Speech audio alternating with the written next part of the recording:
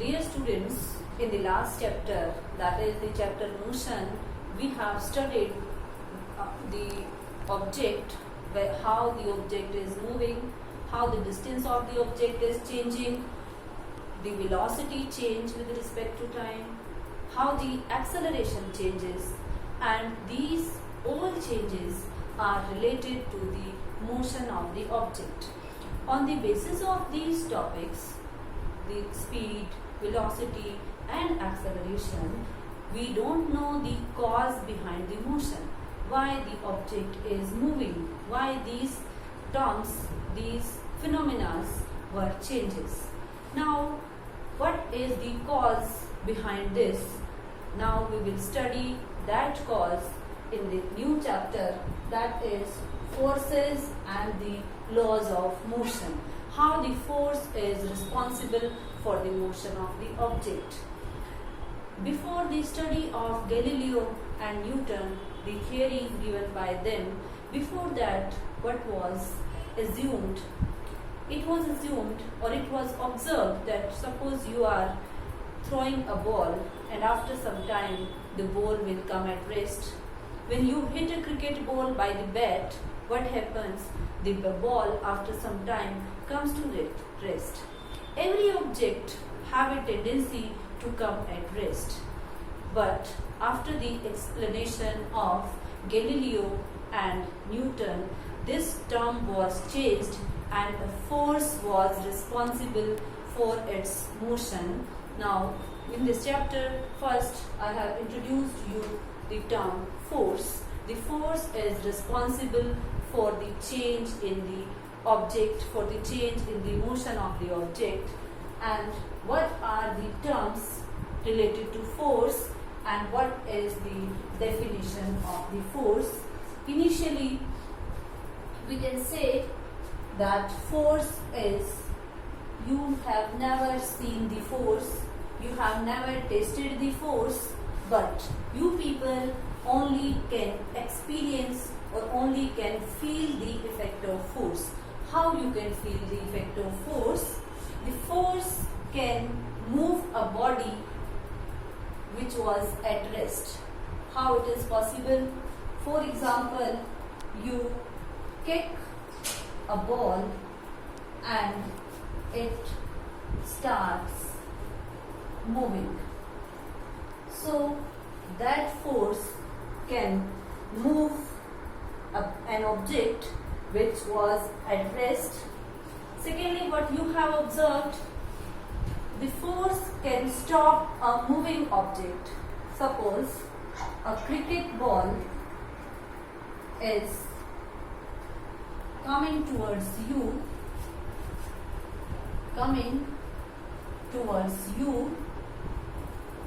and you catch it.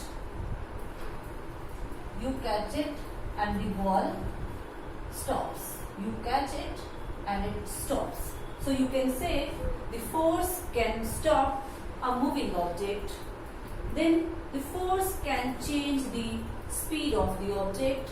How it can change the speed of the object? You can consider two examples. Example 1, when you are dropping any object from certain height, what happened?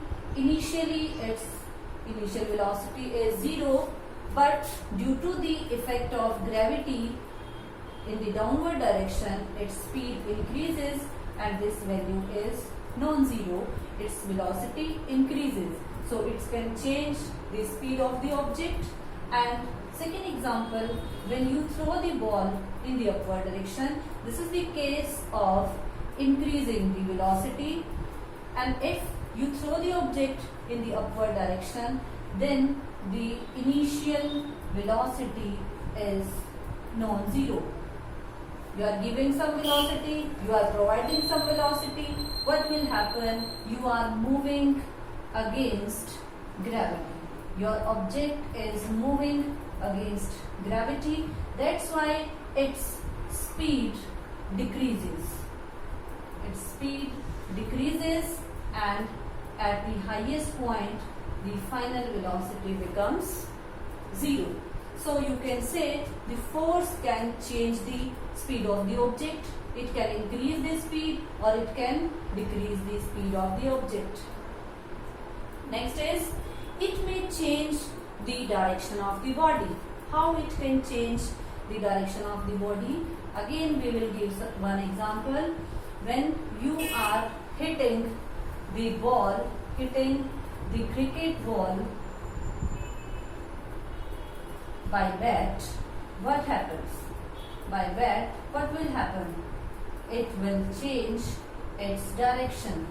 So you can change the direction of the object by the application of force. One more example you can take here. When you are sitting in a car and you apply the force on the steering and you take a turn, what happens? Then you people are falling in the opposite direction. So the direction is changed by the application of force. And next one is, it may change the shape and size of the object. How the shape and size of the object is changed? Suppose you are having a brick and you hit the brick with a hammer. What will happen? When the hammer will hit the brick, it will break into pieces. It will break into pieces, and in that situation, what happens? The shape or the size of the brick is changed. Here the size of the brick is changed. How it can change the shape?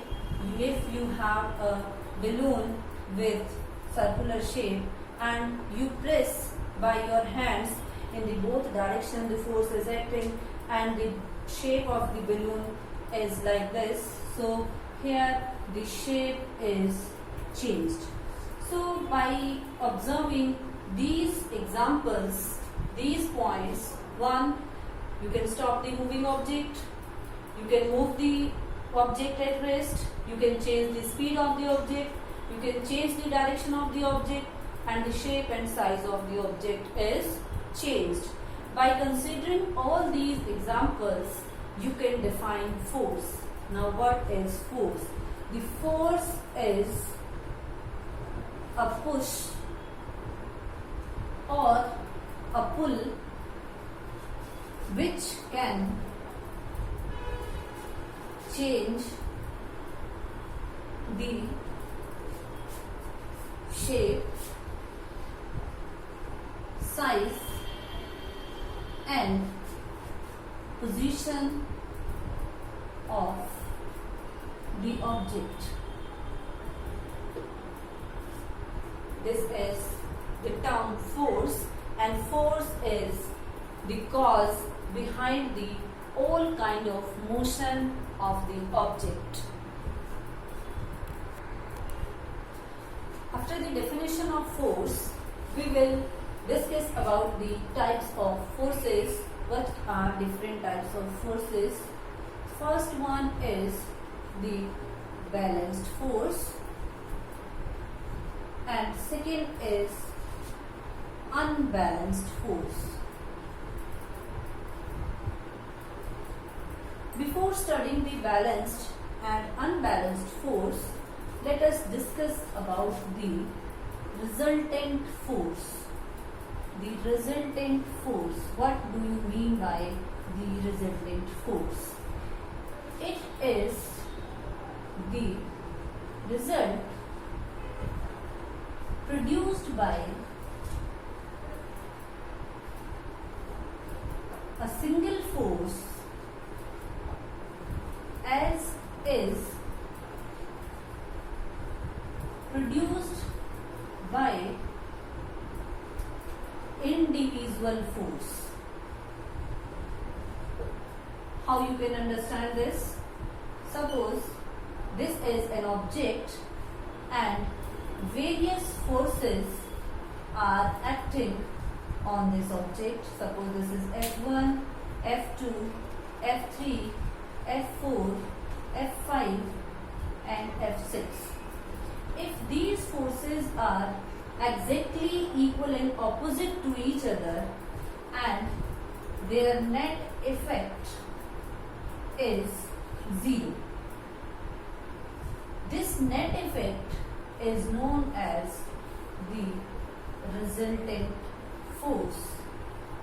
It is not compulsory that this net effect is 0.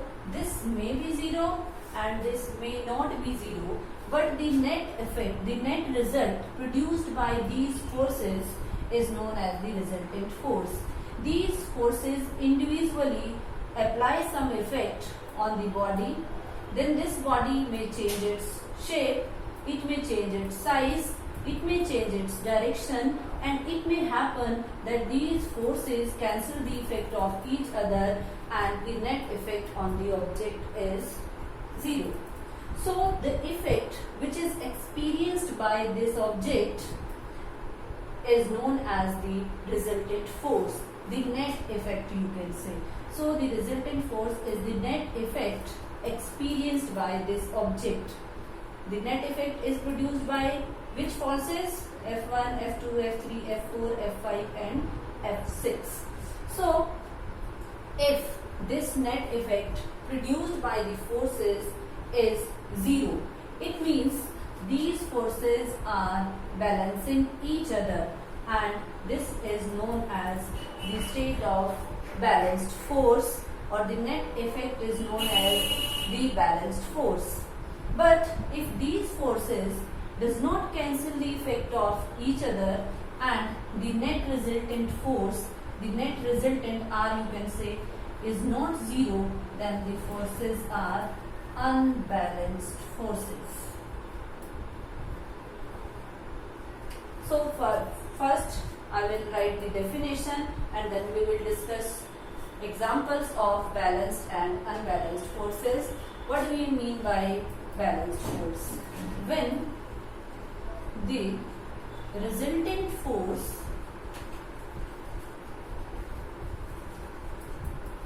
acting on any object is 0, then the force is called balanced force. Balanced force. What is unbalanced force? When the net effect or the resultant force acting on the body is non-zero, then it is called unbalanced force.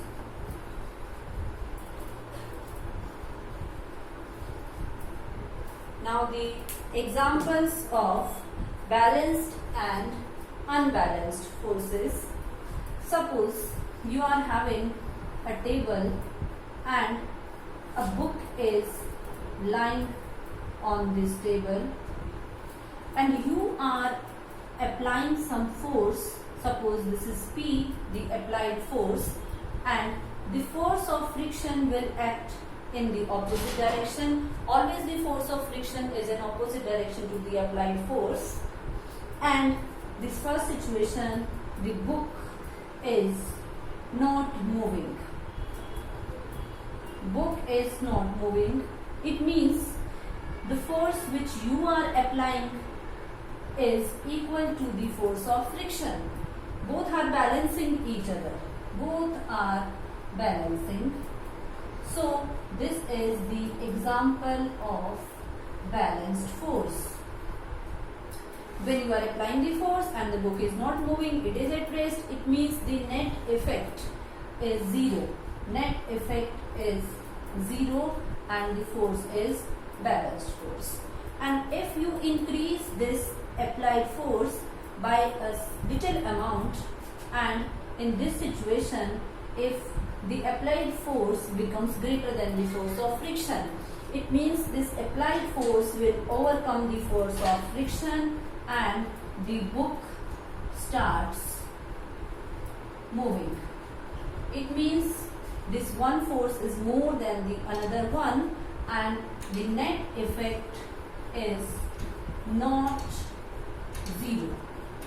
Hence you can say this is the example of unbalanced force. This is example.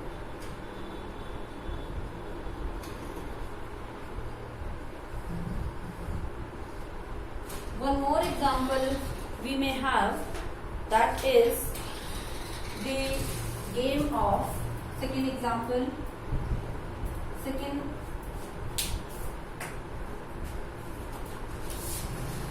example, example 2, this is example 1, example 2 in tug of war. Can you imagine which kind of force will be there in tug of war? This is the center point, the reference line. This is the rope. 2 people or 3 people are applying force in this direction, force F1. 2, 3 or 4 people are applying force in this direction. And if this is team 1 and this is team 2. If team 2 is winner, it means the F2 force is greater than the F1. And in that situation, you can say the net effect is not zero. The net effect is not equal to 0, hence this is unbalanced force. This is the example of unbalanced force.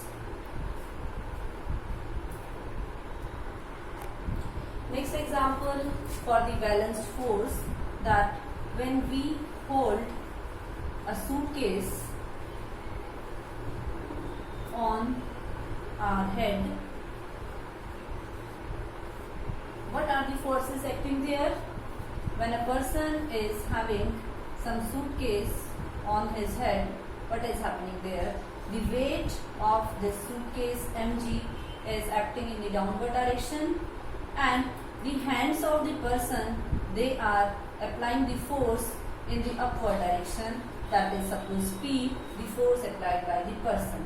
And you know the suitcase is kept at rest on the head of the person, so P is equal to mg, or you can say P minus mg. The net effect you can calculate like this. If you subtract these forces, the net value comes out to be 0. The net effect is 0. So the force is balanced force. And next example you can have for the unbalanced force, that is when a person stops paddling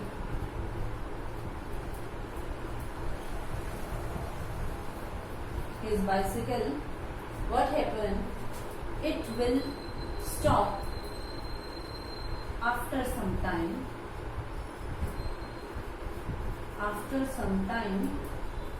Due to force of friction. What is happening here? The force of friction is dominating the applied force. It is becoming more. So you can say the net effect is not equal to 0 as the force becomes unbalanced force. So dear students, you can find out many more examples of balanced and unbalanced forces, and in the next lecture we will discuss about the Newton's laws of motion.